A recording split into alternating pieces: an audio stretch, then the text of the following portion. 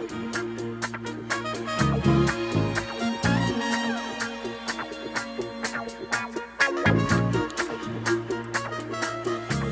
Patrice. Bonjour Damien et bonjour à tous. On parle écologie aujourd'hui ?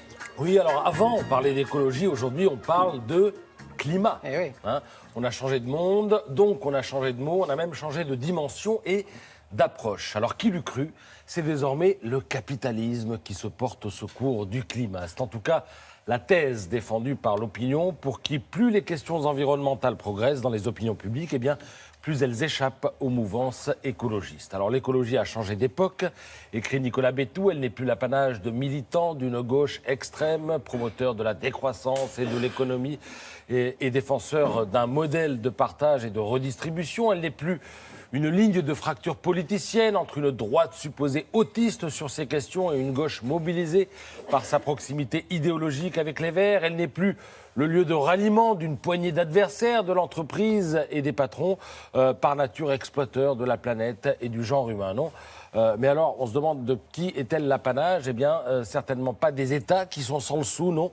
Les nouveaux rois de l'écologie, ce sont les philanthropes, et comme le dit Emmanuel Macron dans l'interview qu'il accorde au Monde. Ce qui sauvera le climat, ce sont les acteurs privés. Ce qui sauvera le climat, eh bien, c'est l'ensemble du secteur financier, privé et public. Alors bien sûr, les politiques peuvent impulser les choses, mais c'est désormais aux entreprises de trouver les technologies et les financements qui permettront progressivement de changer de modèle. Alors l'illustration, elle nous vient ce week-end, ces jours-ci, de Bill Gates, l'un des participants au One Planet Summit, organisé par Emmanuel Macron. Il annonce un investissement de 300 millions de dollars de sa fondation pour aider les fermiers pauvres à s'adapter au changement climatique. Alors dans les Échos, il plaide ce matin pour un financement de la science et de l'innovation centré sur les énergies vertes. Et il faut reconnaître qu'il estomaque un petit peu, car non seulement il parle, mais il semble aussi qu'il agisse. Il a lancé un fonds doté d'1 milliard de dollars. Objectif, financer des découvertes qui permettraient de distribuer une énergie bon marché avec zéro ou quasiment zéro gaz à effet de serre. Alors lorsqu'un projet commence à ressembler à quelque chose, dit-il, eh bien, il faut des usines pilotes pour le tester à grande échelle. On ne travaille pas à court terme, genre 3 ou 5 ans, mais à horizon d'une vingtaine d'années. C'est ce qu'il précise ce matin dans Les Échos. Alors, une vingtaine d'années, remarquez, parfois, on travaille à horizon de 50 ans et ce n'est pas pour autant que les choses avancent. Alors, vous me voyez peut-être venir, je veux parler de NDDL, l'aéroport de Notre-Dame-des-Landes. L'épineux dossier. Voilà, alors ça fait bien 50 ans qu'on en parle, hein, Damien.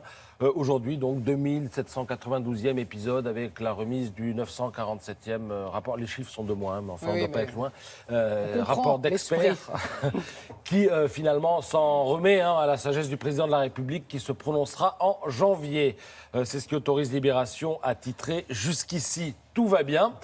Car on sait que le gouvernement est divisé sur la question et que quelle que soit la décision que prendra Emmanuel Macron, eh bien, il pourra difficilement s'épargner une crise dans la majorité. Sont pour l'aéroport Richard Ferrand et Jean-Yves Le Drian, sont contre l'aéroport Nicolas Hulot et François de Rugy. Donc on voit bien que dans chaque camp, il y a quand même des poids lourds. Le choix est cornélien.